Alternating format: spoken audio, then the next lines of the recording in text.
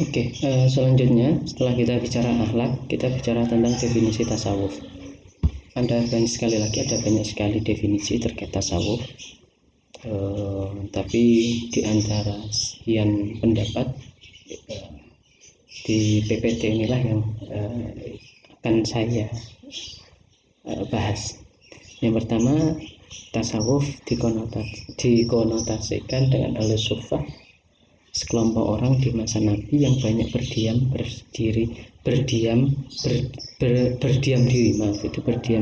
di serambi masjid dan mengabdikan dirinya untuk beribadah kepada Allah. Jadi di zaman Nabi ada sekelompok orang yang memang hidupnya itu di serambi masjid, yaitu disebut sebagai al-sufa. Dan yang kedua berasal dari kata sofa yang artinya suci. Kemudian ada yang berasal dari kata sof, dinisbahkan kepada orang yang ketika sholat berada di barisan belakang. Kemudian dinisbahkan dengan kata sopos. Tasawuf juga ada yang menghubungkan dengan kata sopos, yaitu Yunani, dan yang disamakan dengan kata hikmah atau kebijaksanaan. Kemudian ada juga yang mengatakan tasawuf berasal dari kata suf, yaitu kain dari bulu wol yang kasar. Jadi ada beberapa pendapat terkait makna tasawuf, definisi secara etimologi.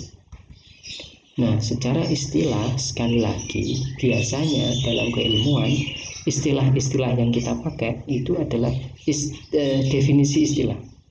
Pendefinisiannya itu bukan definisi bahasa Indonesia. Jadi tasawuf adalah usaha melatih jiwa yang dilakukan dengan sungguh-sungguh yang dapat membebaskan manusia dari pengaruh kehidupan dunia untuk bertakarub kepada Tuhan sehingga jiwanya bersih, mencerminkan akhlak mulia dalam kehidupannya dan menemukan kebahagiaan spiritual. Jadi tasawuf, Anda bisa fokus pada yang saya beri tanda garis bawah dan tebal, melatih jiwa. Jadi tasawuf itu adalah usaha melatih. Ya, namanya latihan ya memang berulang-ulang. Dalam pembahasan nanti dari beberapa tema selanjutnya kita akan mengetahui bagaimana usaha atau tahapan bagaimana seseorang itu bisa memiliki jiwa yang bersih, kemudian dari jiwa yang bersih itu mencerminkan akhlak yang mulia, kemudian menemukan kebahagiaan spiritual. Poinnya di situ. Itu secara terminologi. Kemudian sufi adalah orang yang bersih dari kotoran, penuh pemikiran dan hanya memusatkan semata-mata pada Allah. Pak, apakah kemudian seorang sufi itu meninggalkan dunia sepenuhnya? Kita tidak bisa meninggalkan dunia, karena bagaimanapun kita hidup di dunia. Cuma maksud di sini adalah kita fokus atau motivasi kita bukan untuk dunia, tapi untuk akhirat. Artinya jika ada pertimbangan-pertimbangan duniawi yang itu tidak menjadikan kita mencapai kebahagiaan ukhrawi, maka kita tidak ambil itu. Para sufi itu begitu. Jadi kalau ada perkara dunia bisa mendekatkan kepada akhirat, diambil, dilakukan. Jadi jangan berpikiran bahwa meninggalkan dunia itu berarti tidak mau dunia sama sekali. Tidak. Tapi tadi, jika ada perkara dunia itu bisa berefek kepada kebahagiaan akhirat, maka misal Anda cita-cita jadi kaya, tidak salah, tidak masalah. Sufi itu juga banyak sekali yang kaya. Tapi kalau memang kita mau menempuh jalan sufi, maka kekayaan kita itu harus kita gunakan untuk sesuatu yang punya bekas di akhirat. Minimal itu. Atau ketika Anda punya kekayaan, Anda tasarufkan, Anda sedekahkan, Anda infakkan harta itu semata-mata bahwa Anda melakukan demi Allah. Oh ya, dalam Al-Quran ada perintah ini, maka Anda melakukan sedekah dan sebagainya. Itu begitu. Jadi bukan meniadakan dunia, karena bagaimanapun kita ini hidup di dunia, dan memang bekal kita untuk mencapai kebahagiaan di akhirat itu sebenarnya adalah dunia. Karena segala sesuatu dicatat itu ketika di dunia. Tapi begitu kita meninggalkan dunia, maka tidak ada catatan. Tasawuf ini menerangkan cara-cara mencuci bersih jiwa. Jadi ilmu yang menerangkan tentang kemudian sistem latihan dengan kesungguhan. Tapi poinnya ada di lingkaran besar ini. Melatih jiwa, sungguh-sungguh dapat membebaskan manusia dari pengaruh kehidupan dunia untuk bertakarub kepada Tuhan sehingga jiwanya bersih, mencerminkan akhlak mulia. Jadi harus tercermin dalam akhlak. Yang bagaimana? Yang mulia. Yang mulia yang bagaimana? Ya kita kembali tadi, akhlak adalah tanpa ada pertimbangan, menemukan kebahagiaan spiritual. Jadi ketika sudah dekat dengan Allah, maka kebahagiaannya itu adalah kebahagiaan yang sifatnya spiritual. Tujuan tasawuf, pembinaan aspek moral, mewujudkan kestabilan jiwa. Jadi jiwa itu menjadi penting ketika dia bisa stabil. Karena yang menentukan segala sesuatu sebenarnya adalah jiwa. Anda boleh kaya, Anda bisa sehat, atau Anda bisa olahraga setiap hari, Anda bisa membeli apapun yang Anda inginkan, tapi ketika jiwa Anda tidak stabil, maka itu bisa mengacaukan hidup Anda. Harta yang pas-pasan, materi yang tidak terlalu banyak, tapi jika jiwanya stabil, itu kebahagiaannya tidak terbeli. Maka sebenarnya tasawuf itu penting, karena ketika kita bicara tentang aspek jiwa, tasawuf memberikan harapan supaya jiwa itu bisa tenang. Kenapa bisa tenang? Karena ketika jiwa dekat dengan sang Khalik, maka tidak ada hal yang bisa didapat kecuali ketenangan. Kemudian yang kedua, ma'rifatullah melalui penyingkapan langsung atau metode kasyful hijab. Ini kita bicarakan seiring kita bahas materi selanjutnya. Membahas bagaimana pengenalan dan pendekatan diri kepada Allah secara mistis, filosofis, pengkajian hubungan antara Tuhan dan makhluk, terutama hubungan manusia dengan Tuhan dan apa arti dekat dengannya. Intinya dekat dengan Allah. Dekatnya bagaimana?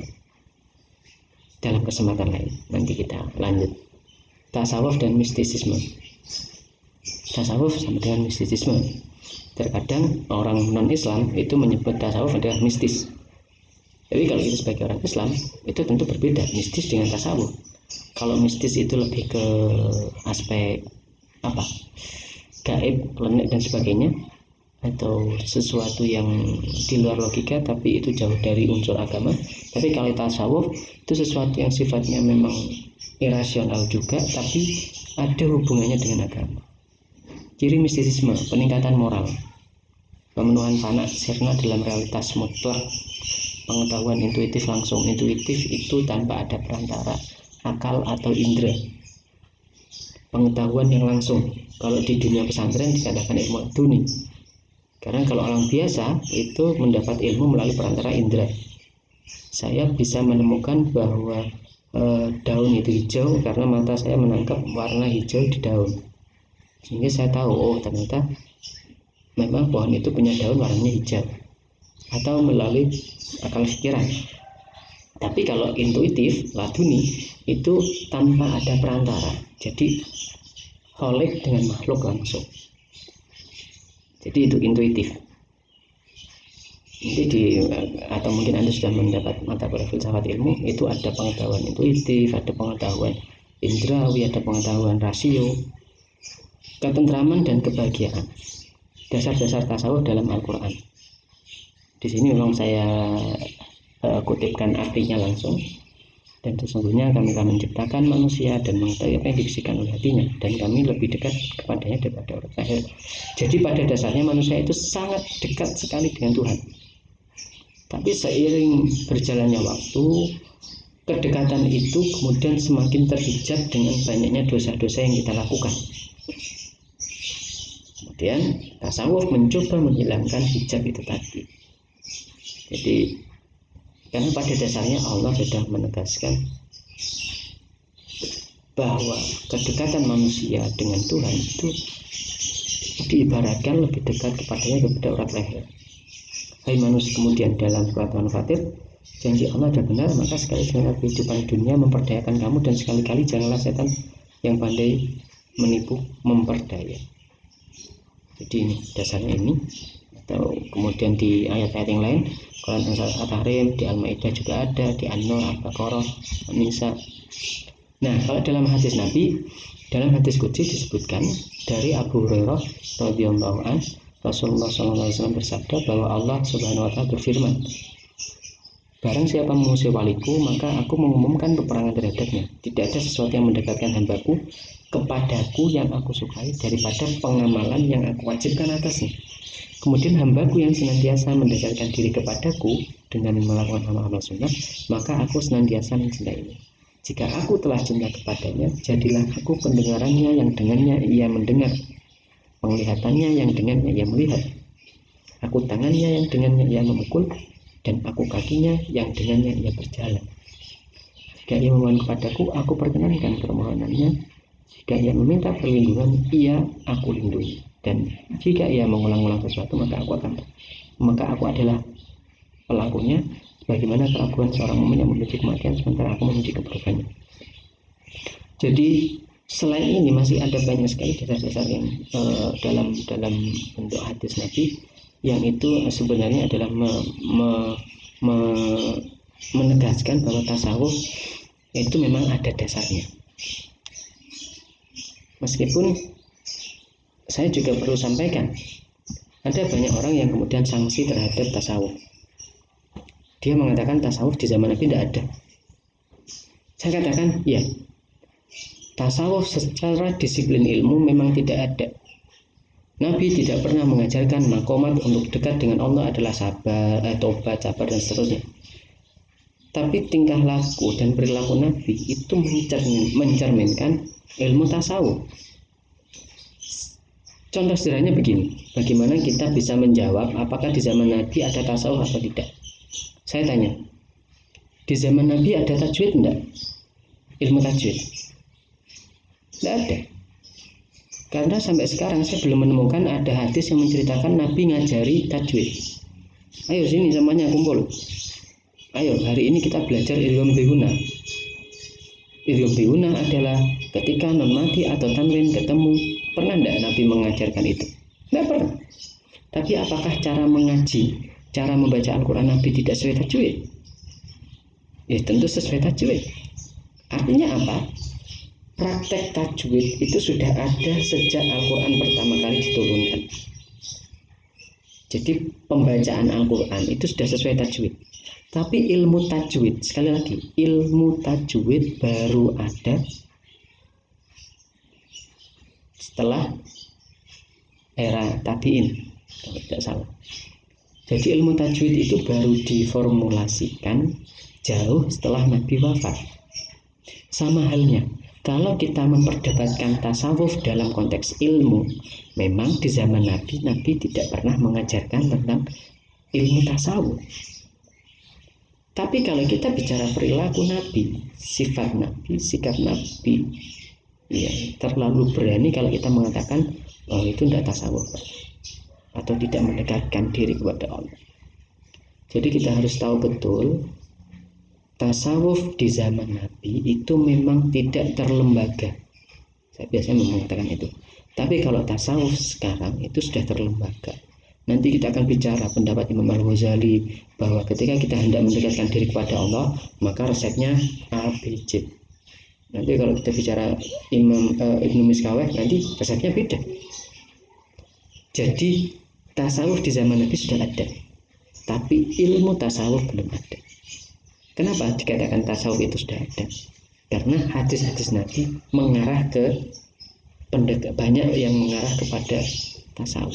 Meskipun Nabi tidak pernah menyebut tasawuf. Sama halnya Nabi tidak pernah mengajarkan ilmu tajwid, tapi di dalam mengajarkan Al-Quran kepada sahabat-sahabat Nabi itu menggunakan kaidah-kaidah tajwid. Jadi harus bisa dibedakan ya. Oke, itu.